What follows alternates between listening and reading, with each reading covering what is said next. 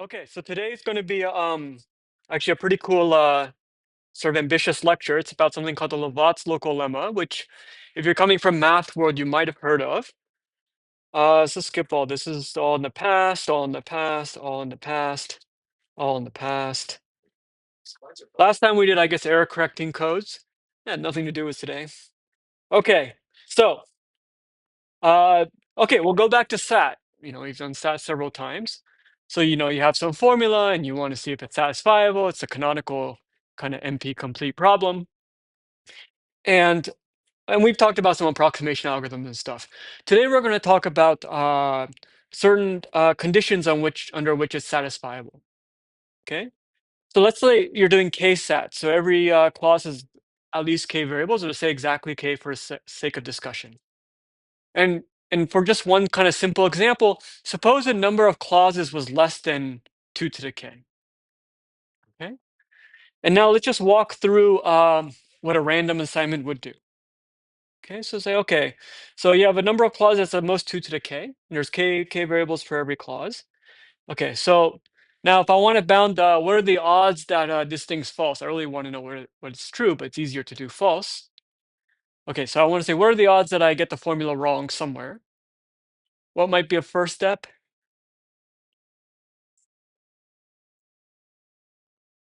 So I give you some k-sat clause, flip all the variables. Yeah, f is that formula. Yeah, or maybe we'll just take baby steps. We'll do a union bound. Yeah. We'll go over all the clauses. What are the odds it fails? Okay. And okay. And that's something like m over 2 to the k, right? There's m clauses, each of which probability 1 over 2 to the k. Okay. And then what does this come out to in this particular case? All right, less than 1. And so what does that tell you?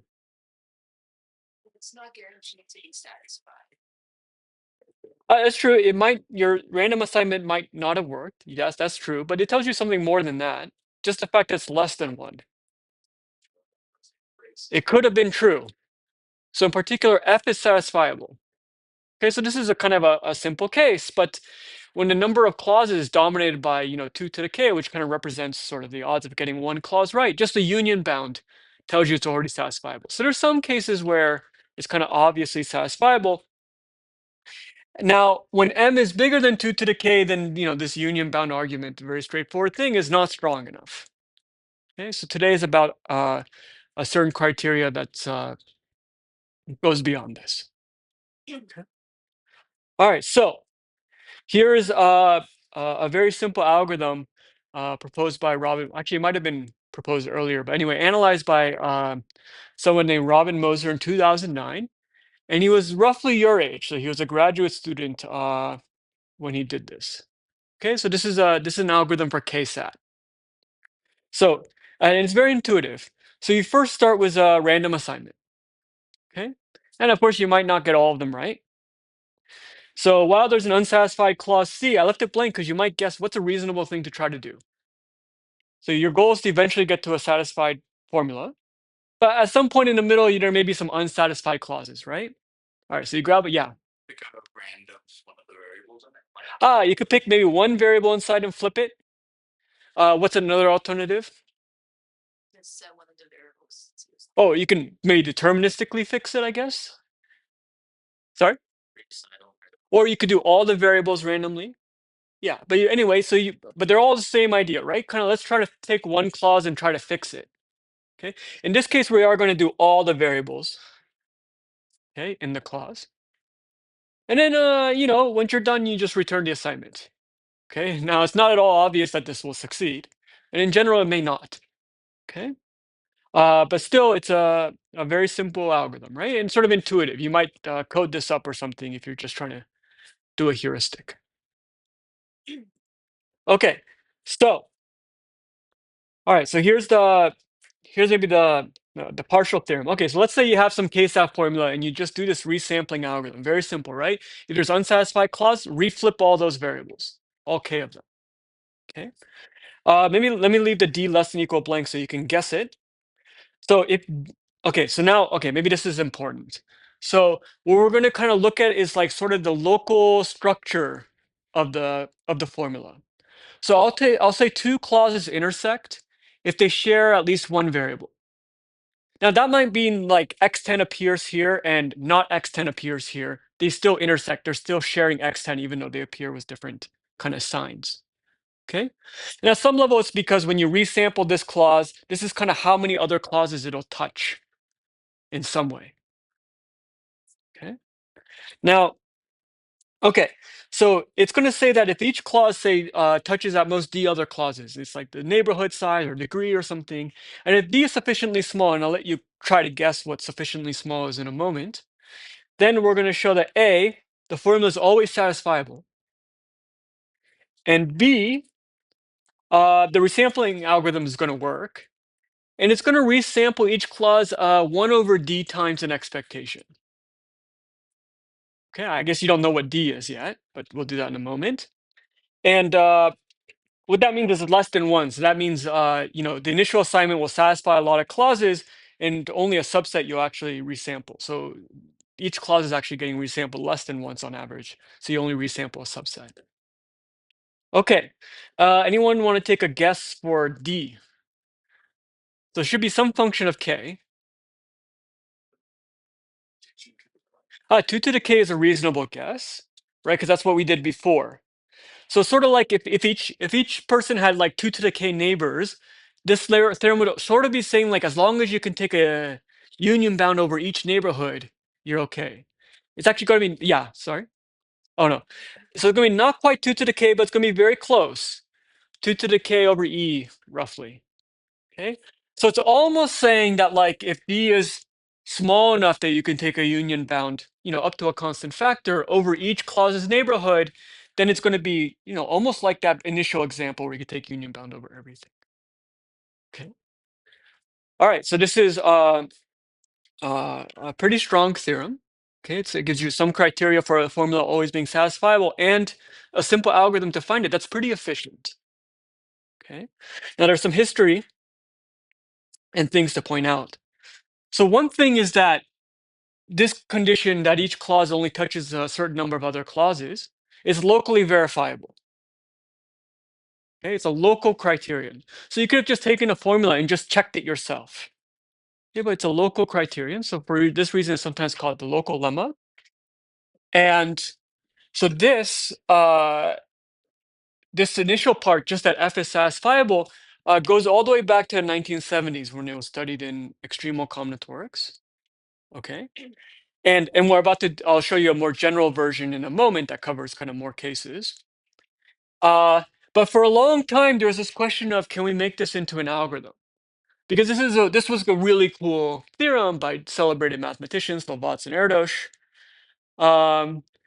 And but they only gave an existential proof, and then they go off and prove all these kind of amazing graph coloring results or whatever, various things. Okay, but there's this big question of how to make it algorithmic.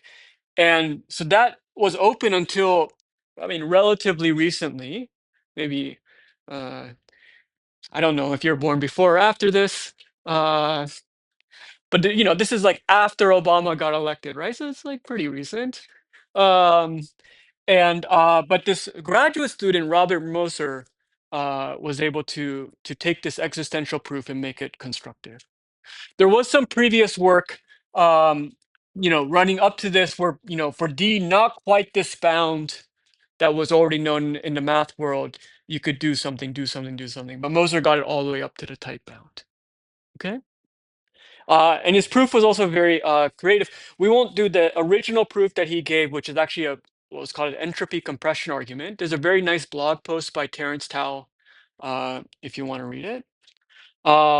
He did a follow-up paper with Gabor Tardos, which is actually the brother of Eva Tardos from the Tardos-Kleinberg textbook. That gave the proof that we're going to do today. Okay. Yeah. So anyway, but the fun part is that he was a grad student like you, so the expectations are suddenly very high. Okay.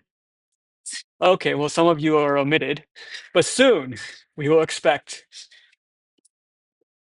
Yeah, the time's running out for your to slack off. Okay. So the more general setting that precede that uh, I mean, I think it's good to have KSAT in mind. But you can do a slightly more general setting if you want to do other applications where you're in some kind of setting where there's like n events, okay? And your goal is to kind of get to a situation where none of the events occur. Okay, so for us, when we do SAT, each clause is an event. In particular, that clause not being satisfied would be the event we're trying to avoid. Okay, and this kind of neighbors, one event intersecting another, so to speak, would just be that they're not mutually independent. Okay, so you have some like dependency graph of events that you're trying to avoid. Okay, and the basic question that you're asking is it possible for none of the events to occur? Like, is the probability of none of these events being greater than 0? And of course, like if they're completely independent, then it's always possible. It's always something greater than 0. If they're not, you don't have any conditions, then you could be screwed, right? Because event 1 could be not event 2 or something like this. Okay, so with that set up, here's sort of the and we'll prove this version, the algorithmic of this version. It's a little bit more general. Okay. Well, let's just parse this slowly. It says, okay, suppose I can somehow assign values to every event between 0 and 1. They kind of resemble probabilities in a proof, but there's some kind of auxiliary value. And suppose you had this miraculous thing. For every event I, probability of AI is at most this kind of x of AI value times you take the product with all of the other events that are dependent with it, neighboring events, adjacent events, 1 minus x of aj. Okay, that formula is kind of very hard to make much sense of course, and it'll show up on the homework. There are some, if you want to do things other than KSAT or something, you can take some whatever graph coloring problem I'll give you for homework or something and try to figure out values of x for this to fit in, and then you get this theorem kind of for free. Okay, so on one hand, this is a much harder to parse than the original KSAT thing, which was totally intuitive. On the other hand, if you just have this kind of written on a piece of paper, this is kind of flexible and can be useful in a technical way. Okay, and we will ultimately prove this. Okay, um, so okay, let me simplify it a little bit, and this will get you back to the KSAT form.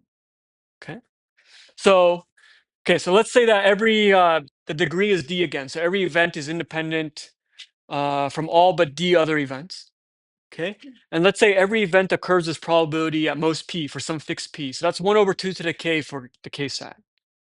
Okay, and it says, okay, as long as EPD plus 1 is less than or equal to 1, then it's possible for none of the events to occur. Okay, and going back to the other formula, you would just plug in x of AI is equal to 1 over d plus 1, and then it would be okay. Yeah. So I like you set for x. No, yeah. So it's just saying if there exists values x, and the algorithm doesn't need to know the x values. So if there just exists some values x, it's just kind of some auxiliary thing that shows up in the analysis. So if these values exist, then this mathematical theorem holds, and then moreover, actually the algorithm, some kind of resampling algorithm, you have to define what you're resampling because that's abstracted out at the moment, will also work. Yeah. What is EP? Is that epsilon? E is that constant E. Yeah. Why do you pick d plus 1 instead of d? Why you pick? I don't know. It just worked. Uh, you pick it because it works. And that's all I can really say about it. I'm sure I tried 1 over D, and it was just off by a little bit. D is 1. Well, because D is 1 over D is 1. But you need the x size to be less than 1, right? Because Okay, so I think it's 1 and it just says 1 for D, then that would be 1. But you need the theorem says they need to be like strictly less than Uh, E works in the class of the proof is more like involved. oh, it does do work. Okay, whatever. Anyway, all you need is some x that works, right? So it's not that big a deal. If 1 over d also worked, that's fine. Okay. There are other things like kind of asymmetric forms that's sort of like replacing this kind of undirected dependency graph as like a directed version and things like this. Something called Shear's lemma and stuff. You know, there's a whole like zoo of exploring the bounds of this style of argument. Okay, but this is just a good intro. Okay, so yeah, that's sort of this crazy theorem. Now, okay, so if I sort of compare the math theorem, this abstract math theorem, to the resampling algorithm, you know, this F is satisfiable part, that makes sense. You know, that's none of the events occurring. But at some level, the math theorem doesn't really give you the underlying variables to even develop some kind of resampling algorithm. Okay, so we can fill that in. So if you want to, you know, make it a little bit more you know, you just want to have enough stuff to work with so that an algorithm even makes sense. So in sort of the variable setting, you assume there's some kind of underlying set of variables, okay? And random variables, each of them are independent from some distribution. You know, if it's k-sat, it's just coins, even. Okay, but there's some underlying distribution. And each event is some function of some subset of vertices. Okay, so a clause is those k variables that occur in the clause. Okay, and then we'll say that two events are kind of not dependent if they share at least one of these variables. Okay, so if you want to start making an algorithmic version of this kind of abstracted event thing, we need some kind of underlying concrete variables to resample. Okay, and when we say resample, we'll kind of resample each xi from whatever this distribution is. Yeah. Just want to double check. The variables is y. Variables y is x. Yeah, I think that was supposed to be like a script v. S of I, like the subset of things. Yeah. So AI is determined by some subset of these things. And I'll say that two events are related if they share at least one underlying random variable. Okay, so this could be like you know, a bunch of bits being generated by a random bit generator, and then each AI is based on some of the bits and stuff. And then two events are related if they share at least one random bit in kind of determining the event. All right, so, but I think, you know, we can just keep thinking of KSAT, and maybe as we do the proof, I'll try to use the word event and clause so you can just go back and forth. Any concrete example is basically fine, but ultimately we'll be proving something much more abstract. Okay. I mean, I think also the KSAT is probably impressive enough or compelling enough. Okay. Any questions? All right, let's see what comes next. Okay, not too exciting. Okay, so this is the natural analog. For the resampling algorithm, you first initially do a random sample, you know, each xi based on whatever that fixed distribution for xi is. And then while there's some event AI that occurred, but you don't want it to occur, the goal is to have none of the events occur in this framework, you'll resample the underlying variables. Okay, so it's the exact same thing. Okay, good. Yeah. So this is what we'll prove. That's the same condition before if there exists some x's that satisfies this crazy formula.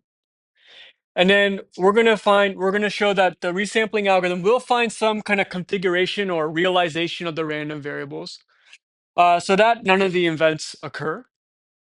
And it will also show, you know, it'll kind of come out of the proof that each event AI gets resampled at most this thing based on the x values. Okay, so I guess if you plugged in 1 over d or 1 over d plus 1 or whatever, you'll get. If you do 1 over d, this is basically still 1 in the denominator. And then so the numerator is basically 1 over d. Okay. So that's why you're sampling each event or clause about 1 over d times.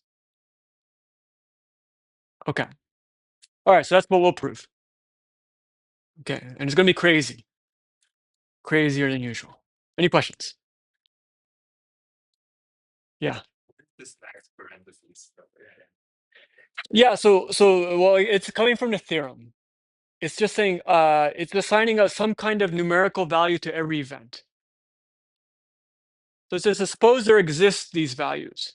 The algorithm doesn't need to know them, but somehow if such values exist, then the proof will go through. And so if you can kind of satisfy these conditions, so if you can satisfy these conditions, then it will terminate. And I think one thing that's kind of nice about this looks like a crazy formula, of course, but if you fix the values to x8, like we know for ksat 1 over d plus 1 or 1 over d was fine. And as crazy as this formula looks, it's easy to verify. For every clause, you look at the neighboring clauses, you just check that thing. In fact, for ksat, it would just correspond to how many neighbors, because everything is uniform. Yeah. So does that insinuate that x of a of I does not equal x of a of j? No, it doesn't. So okay, so yeah, this is just saying if I look at all events that share at least one variable AI, but I exclude AI. So I'm really looking at neighbors. If I didn't put this there, you would include AI again in this product. So I'm just excluding that from the product. I really want to say kind of all the neighbors, so to speak. But AJ tilde AI could mean AI tilde AI. That's all.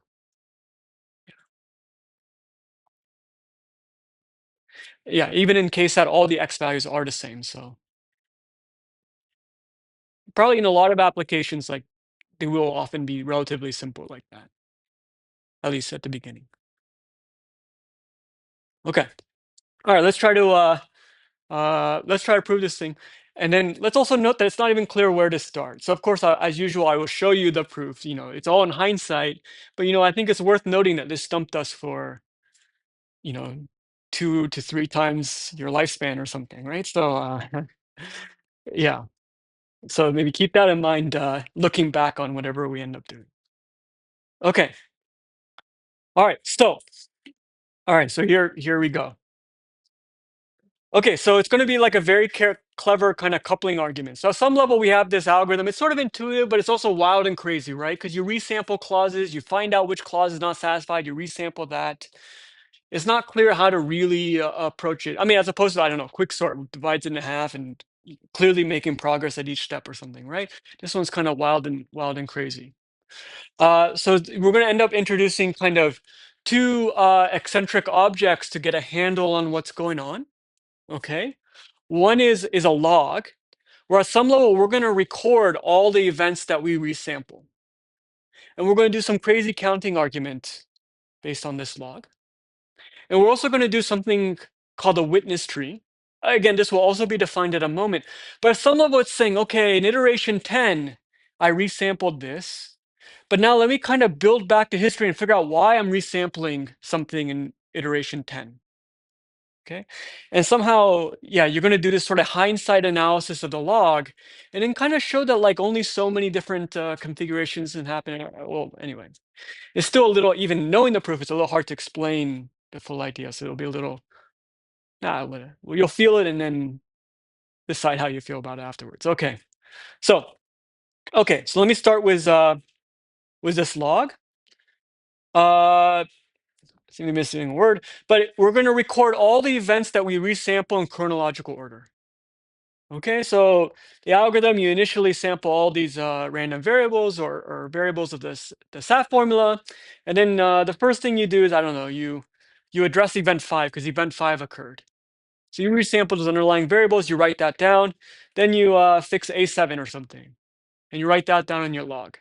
So you're just going to record the list of events that you address over the course of the algorithm. Okay, we'll call that the log. And our goal is sort of to bound the expected length of the log. Yeah.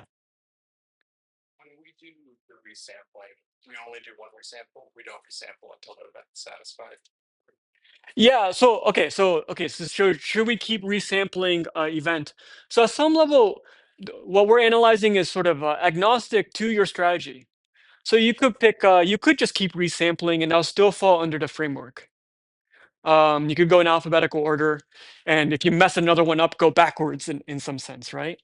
So it won't matter too much, but you could resample the same one. Yeah. Yeah. So it doesn't matter which event you resample. You just pick one. That's right. That's unsatisfied. Yeah. I think for the analysis, it'll be simpler to assume that you fix some ordering. Okay. Um, and then, yeah, if you can handle any particular ordering, you can handle something that's unordered or not particularly ordered. Yeah. So just a loose algorithm. I mean, so yeah, there's many kind of concrete specifications of this algorithm. Okay, so our goal is to bound the expected number of the length of the log, because that's how many iterations our algorithm makes. Okay. All right, so that's the log. That's maybe not too complicated. We're just recording events. Okay, now here's what witness trees are. Okay. So, okay, I guess the high level loose definition, this is not in the application yet. It's just going to be some kind of rooted tree where all the nodes are labeled by events. Okay, but I haven't really added the interesting rules yet. So for example, one interesting rule is going to be any adjacent events are going to be share at least one variable. Okay, so maybe that's one rule. But at some level, what matters to us is taking logs and turning them into one of these witness trees. Okay, which is just some tree labeled by events. Okay, so what's going to happen is that at every point in the log, you're going to map it back to like a witness tree. So let's say you look at the prefix of the first 100 events, and you're going to create some kind of witness tree that's rooted by that 100th event. Okay, so let me go through this slowly, and I have an example we can also do together in a moment. But let me go through it slowly. So you're looking back at the first 100 events, okay, and you first put the 100th event at the root of the tree. And then you start going backwards. And you look at event 99. If event 99, so maybe I'll put like 100.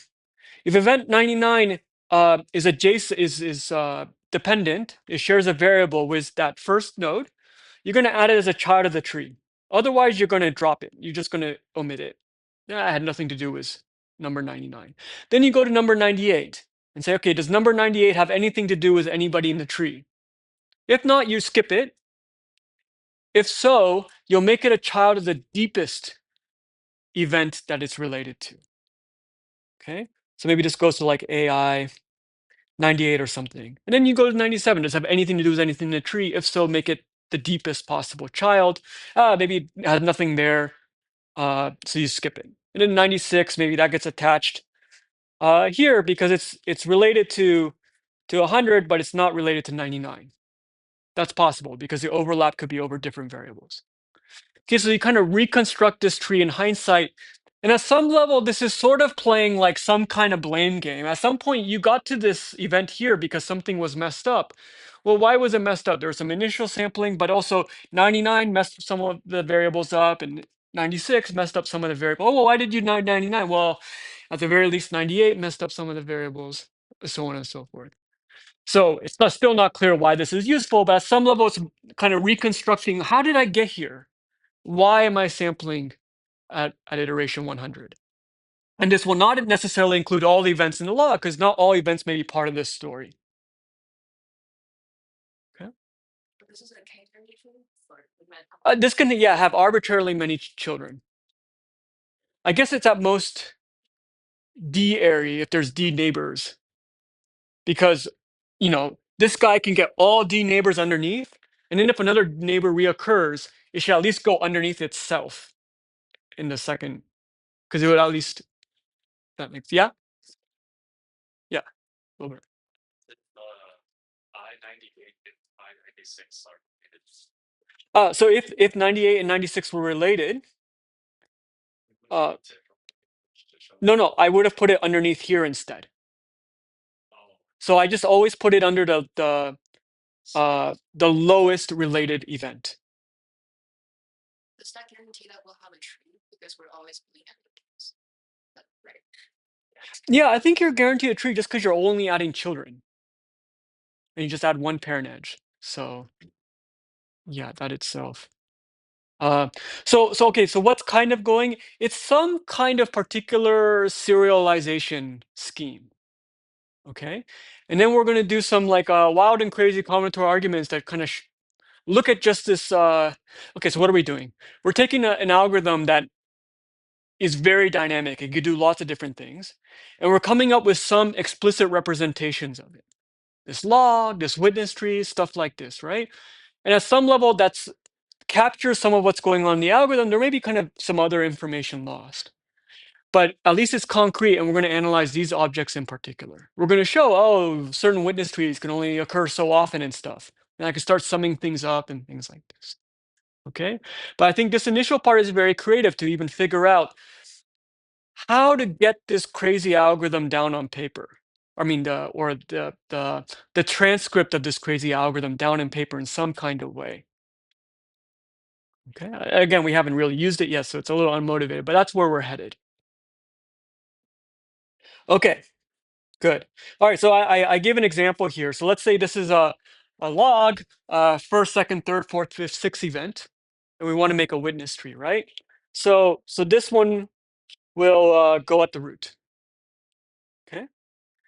All right. Now, what about this one? Does this go into the tree?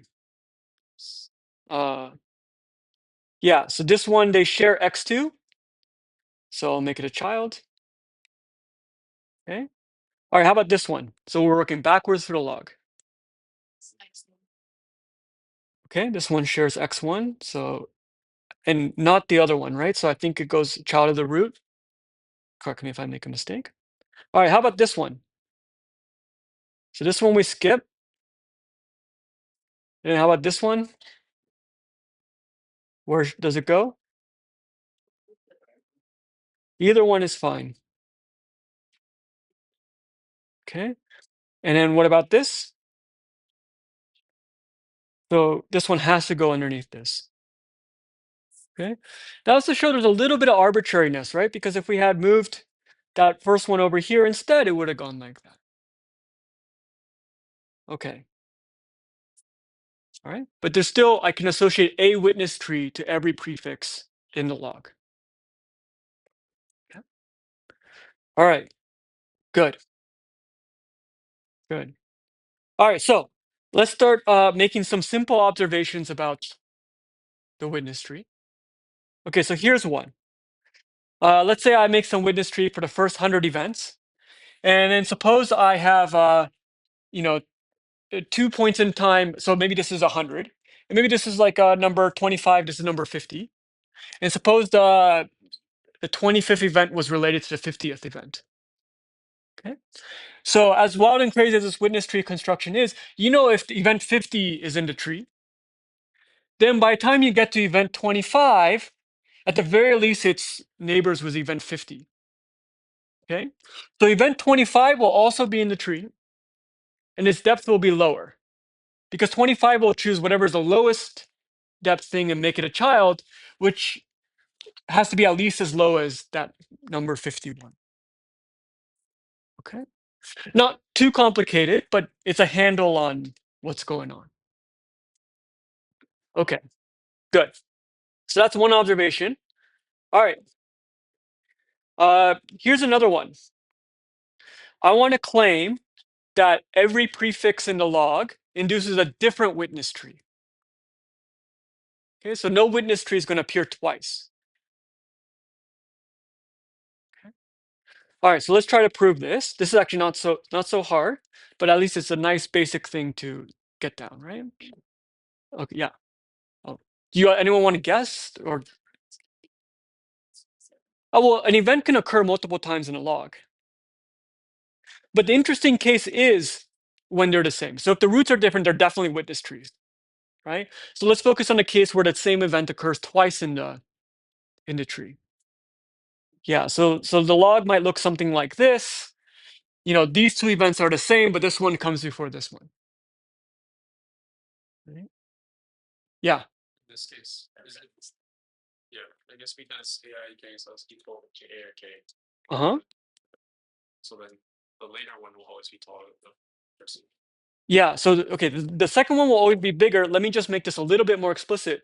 So the tree for this guy is going to include some but not all of these events, right? Because there's some kind of like chain of this went underneath here and this was related to this and that was, they're not all directly related to this, but there's some kind of sequence of relations, right? And now when I'm building the second tree, right? And then you're going to add some here, or maybe you won't add any. Okay. But this and all of these will definitely be in this tree because this one will find it's related to at least this one. And so you at the very least kind of be able to rebuild this tree underneath this. At least all those out, they might be arranged differently based on how some of these events and even this one will alter things. But at the very least, you'll get all of these events that are in the AIJ tree plus AIJ itself plus AIK. So at the very least, you'll have at least one more event. I think it'll also always be taller, but just in the total number of events in the tree, it'll be at least one bigger. Okay, so what's important is that everything in the AIJ tree will also be in the AIK tree, plus you at least have AIK.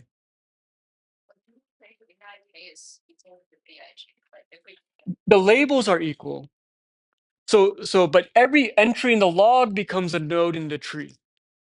So it's two different events with the same, two different nodes or two different iterations, two different entries in the log with the same labeled event, with the same clause, if it was KSAT. Wasn't it the same because they have Yes, different? that's right. Why do we have to suppose they're equal? Because if that's the case, then they're never equal. Okay, so if they're not equal, then they're obviously different witness trees because the roots will already be different. Yeah. So the only interesting case left to prove is when it's the same clause. I skipped the part when they have different clauses or different events because they clearly have different roots. So they're going to be different witness trees. So the remaining case to prove is when it is the same clause. Okay, it might be the same witness tree because at the very least they have the same root. But everything that went under this witness tree, including this itself, will go into this witness tree. And as a result, if this had 10 nodes or something, this will have at least 11 because it has all 10 of these plus this one. Yeah, so it's good to point out that the same event can repeat, but they're different entries in the log. Okay. Yeah. They have exactly the same. Exactly the same. Same number of nodes, they're arranged in the same way, things like this. Okay. But what comes out of it is at least something very clean, which is that no witness tree will repeat. That's also good to know in this wild and crazy log. Okay. All right. Every single thing. Yeah, every single thing will have a witness tree. And then we're going to start eventually counting the witness trees. It is a bit of a circuitous proof. But it's hard to prove this. There's it's the best we have. Circuitous, it's like a going a roundabout fashion or something, right? This was like a SAT vocab word. Anyone else do those flashcards? Those remember that. Or no, they don't require standardized testing anymore, maybe? I think I remember. Because I took the SATs. I feel like there's like a stretch of my life where like I'm doing those flashcards and then I just had like the most annoying conversations with people because I would just use silly words like inchoate or something. Okay. Yeah. Anyway. Are we still debating words? Okay. All right. It's a roundabout proof or circuitous. Okay. All right. Now let's fix a event AI or a clause. Our goal now, we have some of those observations in place. Our goal, and you can barely see it on the right. Our goal is to bound the number of times that a particular event is resampled or a particular clause, if it was a SAT formula, is resampled. Okay, let's see what comes up. Okay, so let's look at all the witness trees that's rooted, all the possible witness trees that's rooted by this event or clause, right? So that's, infinitely many, right? And there's all these different topologies and all these different possible labels. One has to still be related to another from parent to child, okay? But at some level, it's a huge number of possible trees. Okay, we're going to somehow count these. Okay, and then I'm going to let, for every index j, t sub j be the witness tree that's generated by that prefix of the first j entries. Now, okay, if I want to look at the number of times AI is resampled, okay, I can first try to express that in terms of witness trees, right? I could say, oh, iteration 1, and then go over all the witness trees for my event. Say, oh, what are the odds that's the witness tree? Okay, iteration 2, what's the odds that's the, right? So, okay, so it's directly, how many times AI appears in the log. But we can write that as, let me sum over every iteration and see, okay, for all the trees that are rooted by this, was the witness tree for this iteration, this kind of thing. Because if AI does appear in log iteration 10, then the corresponding witness tree will be, of course, rooted by that event. What do you mean by TJ equals T? TJ is the witness tree for after the first 10 iterations. So you look at the first 100 iterations and you build that witness tree. That's TJ. That's T100. And here I'm summing up over all possible trees that are rooted by the event I'm concerned with at the moment. Yeah. So if I'm looking at clause 1, right? I want to know how many times I resample clause 1. Another way is to look at the log and look at all the witness trees and say, okay, how many times does a witness tree rooted by clause 1 appear at the root? Right? Or if you want to do something like expectation, okay. So I guess I really should have said, summing over iteration j, the probability that AI gets resampled iteration j for all the j. And that is broken down further into, let me sum up over all the trees that would have this particular event at the root. What's the odds of that tree showing up? I feel like at the moment it looks like we're taking relatively simple things and making it more complex. Like, why do we need to do anything in terms of trees? But it's a step. Yeah. It's a really, really massive set. Great question. Why would that be useful? Yeah, this is an amazing proof. So is the log like originally the log is fixed, or is the random is also taken over the log? Because that, I mean, it has to be taken over the log as well, right? Because that's like Yes, the log is a completely random thing based on the transcript of the algorithm. WI set would is depend on the random. The WI set doesn't depend. WI is like any possible tree you could possibly construct. So it just infinitely big, right? Because there's the root can have as many children as it wants, and it could be as deep as it wants, and you can reorder, label things in so many different ways. It's a very big, yeah. It just yeah. So external of any particular set of events, these are any possible tree that kind of follows the rules of parent and children and things like this being related. Okay. Okay. Now, because we know that every tree can only appear once in the log, or any two indices will have to have different trees, right? We could simplify this a little bit to be just summing over all the trees. What are the odds that this tree appears anywhere in the log? Okay, because there's no risk of double counting, because a tree can only appear at one index. Okay.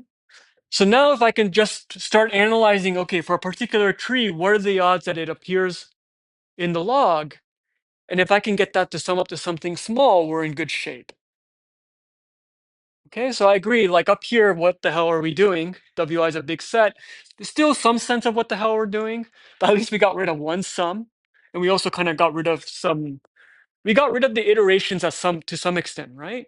We're just saying, oh, what are the odds it appears anywhere in the log? And at some level, you're not as worried about the exact sequencing and things like this anymore. This one here was still worried about, what are the odds it shows up at 10, 11, 12, 13? This algorithm is way too crazy to figure out exactly 12, 13, 14. Okay, but maybe this you can deal with. Okay. All right. Charging on. Okay, so what did we show? We showed that we at least got to this point. The expected number of times that AI is resampled is summing up over all possible witness trees rooted by AI. What are the odds that appears in a log? Okay, so now we can maybe try to look at, for a particular tree, what are the odds it appears in a log? That itself seems like a task, but anyway. Okay, so yeah, I think that's what we have to do now. We're gonna do two things. One is we're gonna take a particular witness tree that's rooted by AI, and in upper bound, what are the odds it appears in the log? That will be messy. And then afterwards, you're gonna figure out how to sum them all up. So even after you get some crazy thing for each tree, you'll still need to sum them up. All right. I thought I had something written. Oh, okay. All right. So that's what we want to do. Okay. Want to figure out for a particular tree, what are the odds it shows up in a log? Okay. Good. Okay. So here's like let me first zoom in on this definition. So let me assign for every tree some value I'll call P of t. Okay. And it's just going to take all the events that appear in the tree with repetition, the probability of that particular event. Okay, maybe there's 10 nodes in a tree, probability times probability, probability. Just multiply them all together. Okay, I'll call that P of t. It's a product of probabilities. It doesn't necessarily represent a probability of anything in our system. It's just some value that I labeled P. Maybe that was a bad choice. But now what we want to show is that the probability that our tree appears in the log is at most kind of this product of probabilities over all the events in the tree. So it's the product of the causes all not being successful. Well, the product. Yeah, each one kind of multiplied together, but treat as if they're independent because they're multiplied with each other. Yeah, so for SAT, this will be just 1 over 2 to the k raised to however many nodes are in the tree. Okay. Okay, so here's where things get more creative again. Okay, so try to prove this. So maybe I should stress that the left-hand side is this crazy thing going on in the algorithm. Shows up somewhere in the log. The right-hand side is this kind of clean product of things. You might have guessed it's a reasonable upper bound or something, right? But the left side is this kind of hard to tame beast of a wild and crazy algorithm. Yeah. Yes, so this is for a fixed tree. So we fix a tree and we're going to analyze this first. And afterwards, we'll figure out how to sum all these things up over all the trees in the witness. Okay. So this is for a particular tree and with this particular value. Okay, so we're going to introduce first some kind of checking procedure. So let me explain it. So what you're going to do is you're going to kind of replay all the events in the tree from bottom up. Okay, so in decreasing order of depth, but that means max depth is at the bottom. So you start at the leaves and you go up. Okay. And what you're going to do is you're going to sample the variables in Sij. I mean, the underlying variables for that event. Okay. If it does not induce the event, then you say fail. Okay. So if Aij doesn't happen when you resample the underlying variables, you say fail. And if you survive all of them, otherwise you succeed. Okay, so this is an artificial procedure. It has nothing to do with the algorithm directly. But given any tree, I can go bottom up and sample these variables, sample these variables, sample these variables. What are the odds that I get fail, fail, fail, fail, fail, fail, fail? Oh no, true, true, true, true, true, true, true, true, true. right? For clauses, that would be fail, fail, fail, fail, fail. But for the events, it's event occurs, event occurs, event occurs, because we're trying to, yeah. Returning fail if it's like remains unsatisfied.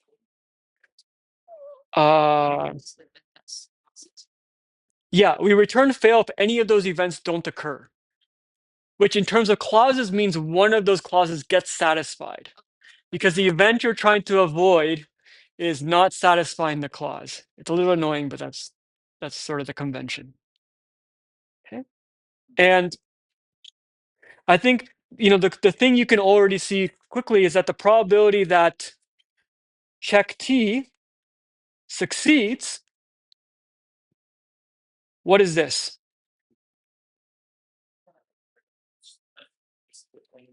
This will be P of T, right? Because you're going through every event and it needs to happen, needs to happen, needs to happen. They're all treated independently here. Just resample all the things, right? So some level, the right-hand side it represents, sort of an independent thing, where all the events are treated separately with new samples. Even though the algorithm itself, there's all this codependencies and stuff. So right-hand side is something simple. And the hard part is saying the left-hand side is less than equal to the right-hand side. But we're going to use this check procedure to sort of form a bridge for us. Okay, good. Okay, all right, so here would be like a picture. You go from bottom up. Okay. All right, so okay, so yeah, so probability that check succeeds is P of T, and now you're trying to show that the probability that this tree occurs in the log is kind of dominated by the probability that check would succeed with kind of fresh samples. Okay, so what we're going to do is we're going to do like what's called a coupling argument. Okay, and at some level, I'm going to kind of generate the same underlying set of random variables and use them for both procedures, so that if one succeeds, the other succeeds. Okay, so we've kind of done coupling before, but in those previous cases, I didn't do it as kind of carefully as this. This will be very careful. Anything written here? No. Okay, good. So, all right, so we want to show, so checking again is sort of like evaluating all the events from bottom up, which is somewhat aligned with the order in the log, right? Because the bottom ones are the most. And okay, so now when we think about both of these procedures, we kind of think of generating these samples on the fly. Oh, I need some random variables, now give me new ones. Okay, but to this coupling one, we're going to imagine kind of generating all the samples ahead of time and then reading back what it would have induced for each of these algorithms. Okay, so instead of generating the random bits online, just generate all of them first and then kind of run the algorithm on those bits. There's no distinction between whether they're just made or they were prearranged, as long as when they were prearranged, they came from the same distribution. Okay, so you're going to imagine doing them ahead of time. Okay, whatever. Like this. Okay, so I kind of have this infinitely large table. So x1, there's my first sample, second sample, third sample, fourth sample, fifth, right? Because you're going to need to resample x1 and resample x2, and I'll just make them infinite basically. And don't worry about like, oh, is infinity okay? That's not actually an issue. Okay. Okay, so imagine pre-setting up the sampling ahead of time. And what this is going to let us do is kind of correlate and make sure that check and the algorithm are using the same underlying bits so that I can ultimately say that's less than equal to that.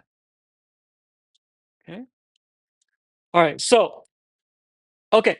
So we're gonna run the resampling algorithm and check of T using the same samples. Okay.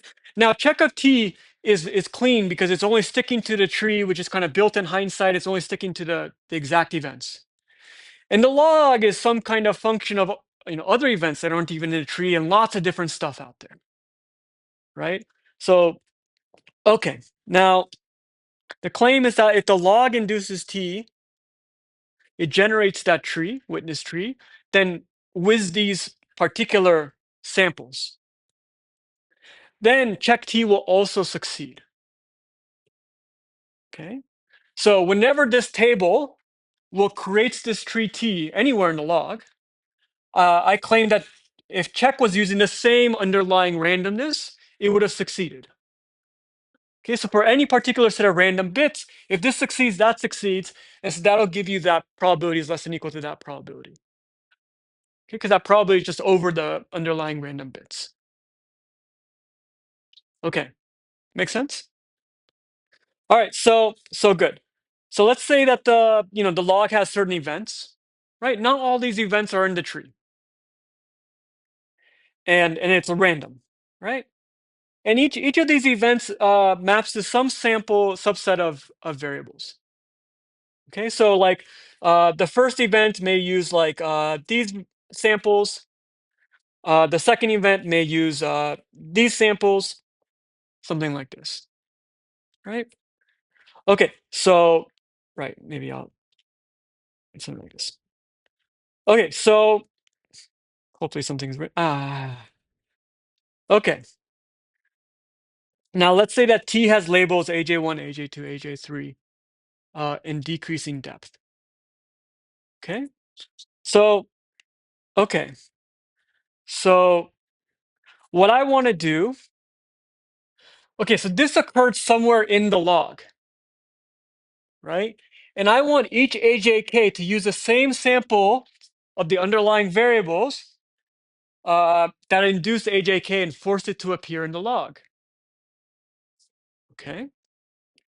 And right, because if it appeared in the log, that means that event kind of occurred, right? So there's some kind of samples that made it occur. Now, okay, maybe one thing I want to point out in that previous point before is that when I said like this event kind of maps to these samples, what I mean is that initially those samples came from the initialization, and they generated event I1, AI1. Right? And the second one, those samples, they might have come from an initial sample or that first resample, but they generated event AI2. Okay, so the yellow mapping to the yellow is not AI1 resampled and used those in the resampling. I'm saying those are the samples that generated AI1 that caused us to resample. Right? So there's a shift by one here, maybe from what you're expecting. Okay, now oh, there's nothing weird in here. Okay, let's see what's underneath. Okay, so let's fix a node that's in the tree with some label AJ, and it's corresponding to a particular entry E in the log. Okay, so now for every variable, maybe I mixed up the J's and I's, so maybe this should be an I. Okay, so the event is AI, and it still looks like a J, but that's an I. Okay, now, okay, so that entry sort of used the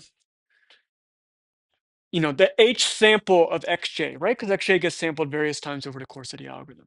It uses the H sample, or we can characterize the H sample as the number of entries before and including E that has some kind of event using that variable XJ.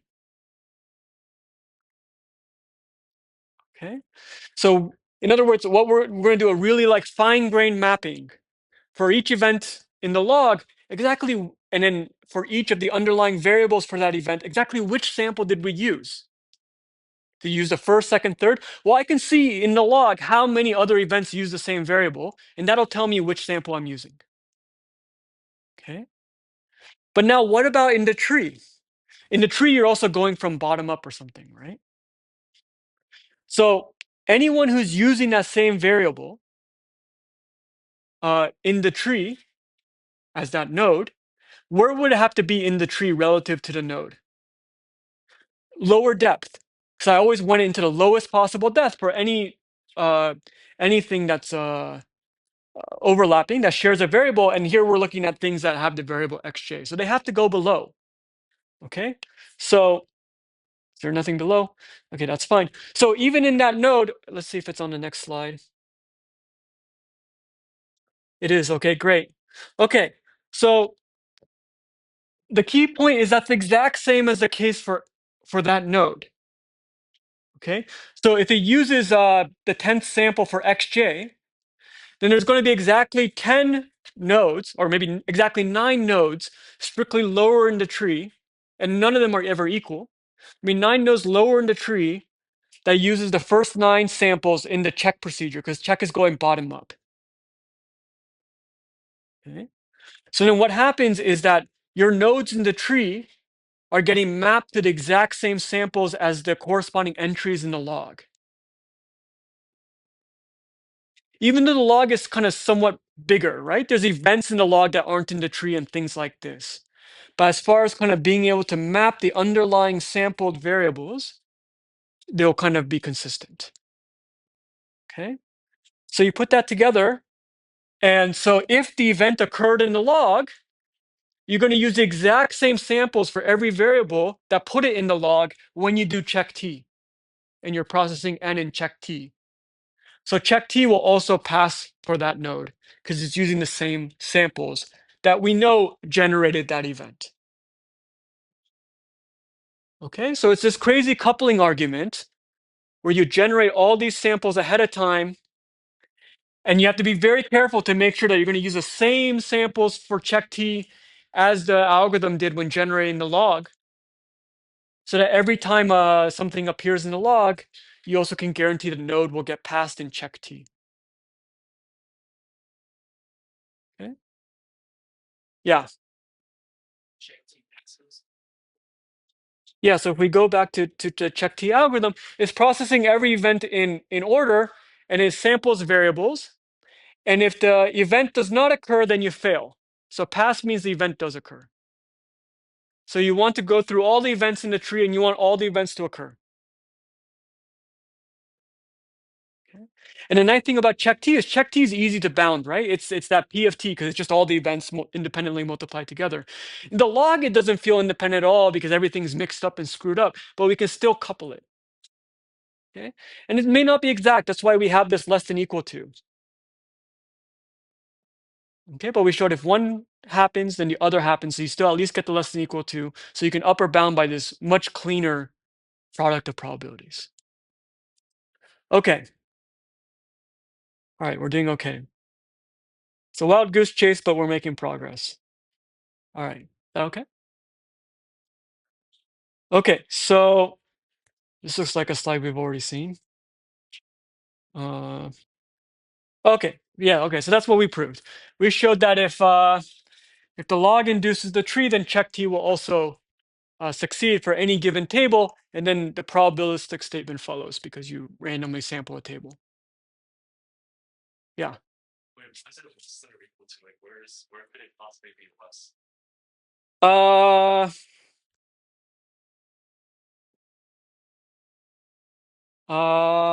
Where could it possibly be less? Is it equal? I don't know. I am a well-trained lazy theoretician, so I just take what I need. Where I don't know. Does anyone have an answer? I haven't really. Maybe it is equal.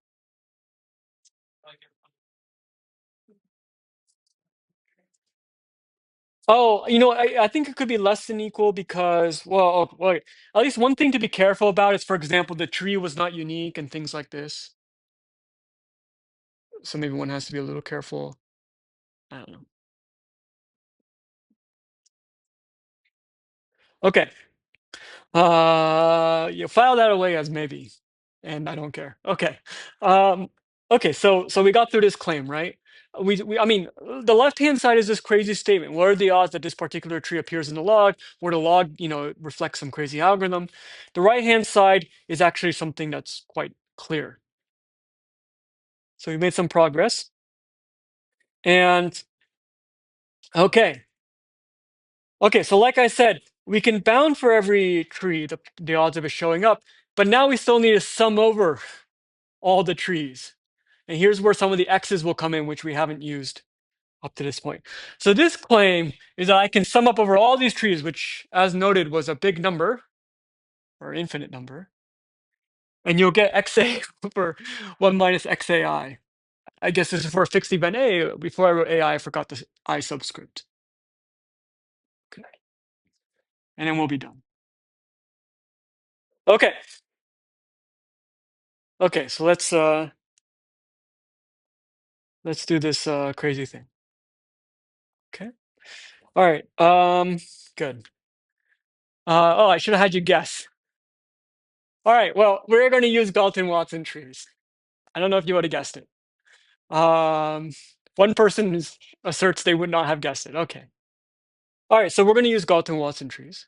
But it's going to be sort of a crazier Galton-Watson tree. It's not going to be as homogeneous, which is another big word. Do we need to discuss homogeneous? No? Okay. Because these events have different of these probabilities.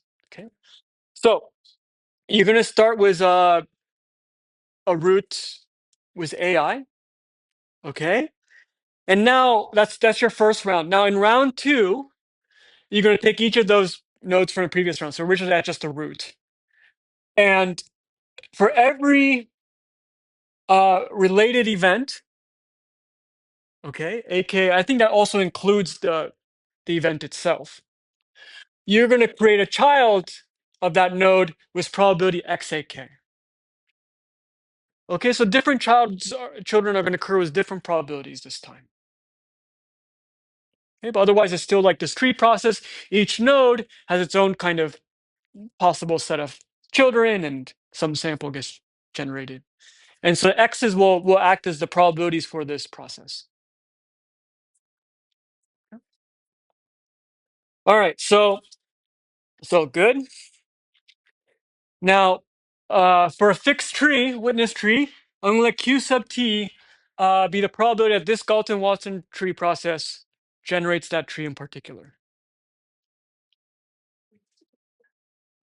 Okay, sounds okay? Need a little more caffeine to get through this. Okay, anything down here? Nothing down here. Okay. I left a lot of notes for myself this time because I was a little worried. Okay. All right, so how are we going to start working with this? Okay, so for each node, I'll let A sub n be the event corresponding to that node. Okay. And B sub n, it's going to be the okay. So B sub n is going to be all the events that could have been children but were left out. They died at birth or something. Okay. So B sub n is all the children that weren't but could have been, and had promising, etc. Okay. All right. So we have an event, and we all have all the non-events that could have been events. Okay. So Q sub t. Let me go through this slowly. So what we're doing here is we're basically just directly calculating what are the odds of this tree occurring. Okay. So maybe first, for all the nodes in the tree, that event has to happen. Right? So this child has to be spawned, except the root you already have to start with. So I'm just dividing out the root. Okay, so these are all the things. So these are all the nodes that appear in the tree. And then every one of these forgotten, things that could have been but never were, right? They had to not happen. Okay, so I'm just enumerating all the negatives here, right? So Jack was promising but was not born. So 1 was 1 minus xak. Yeah. Which things occur. So like, Yeah, so it doesn't care. And I think, we're only analyzing the Galton-Watson tree now. We have actually abstracted out the log. And the Galton-Watson tree, I think here it's more like, yeah, it really doesn't care the order. Being the event that like none of the descendants are really there. BN is not an event. BN is like a set of events. Yeah, actually down below, I think I was better about using like a script B, which you guys think is some other letter. Huh? No. Okay, so yeah, the first term are the nodes events that are sampled and just enumerating those probabilities, and the remaining terms are the things that weren't sampled, right? Because that also is an event with some probability. Okay, now we're going to start playing with this formula. We're almost done. Probably go a little over. Okay, so what are we doing here? Okay, so I'm going to go from all the things that weren't sampled, okay, and I'm going to just do all the possible children. So that's going to include a bunch of more terms here. Okay? But I'm only including the things that ended up happening and existing. Right? So they occur somewhere in this. Okay. So every child here that was omitted from BN. So BN means it didn't happen. So if it's omitted from BN, it did happen and occurred somewhere else in the tree. So when I expand out from BN to everything that's related to this possible node, okay, and I add in a 1 minus xak or something, the ones I included need to get divided back out to maintain equality. But the ones I included occurred somewhere else in this tree. So I get to do this 1 minus xan. And then, but the only exception is that the root is never a child of anybody. So it didn't occur here, so you have to put it back into the numerator here. Okay, it's a little tricky, but I'm expanding out bn to here. That puts some terms here, and I have to divide them back out, but I kind of go to where it occurred in the tree. So one thing maybe important to point out is that there is a nested parentheses kind of going on here, right? Because this is enumerating all the possible children of this particular node. That also happens here. Okay. All right. And now, okay, now what do we do? Yeah, we're gonna take this and what was I going to? Okay. I'm going to write I'm going to exclude an from this product, and then I'm gonna cancel this term back out.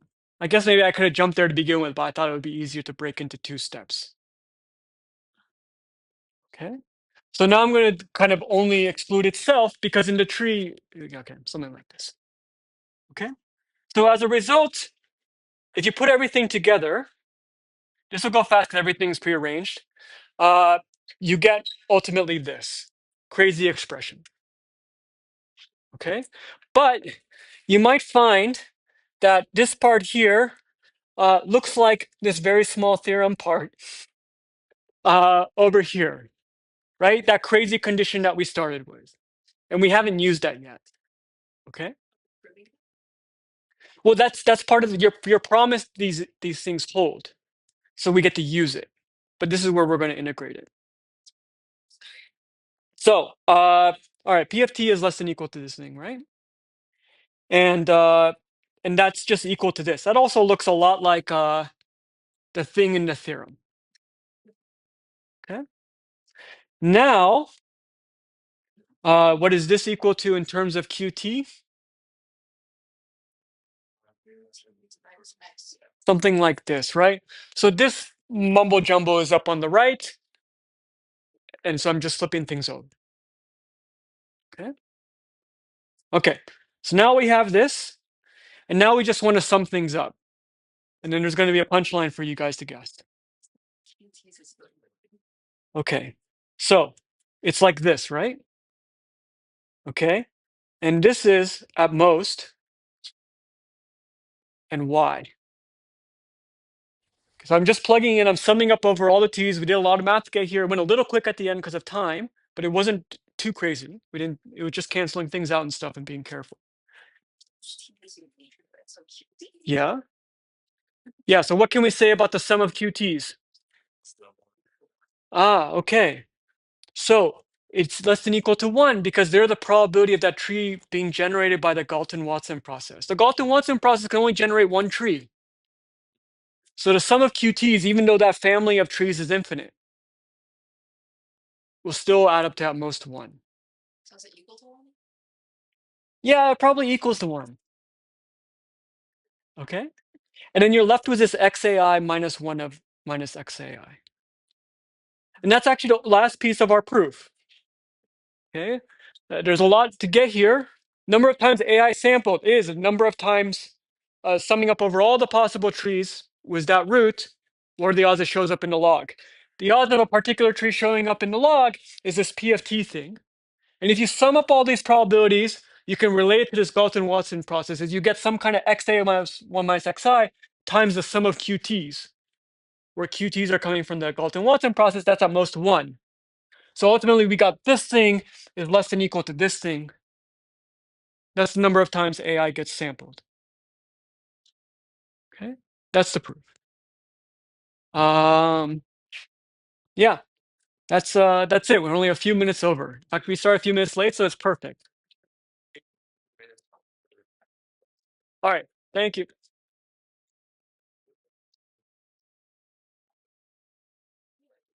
I did it.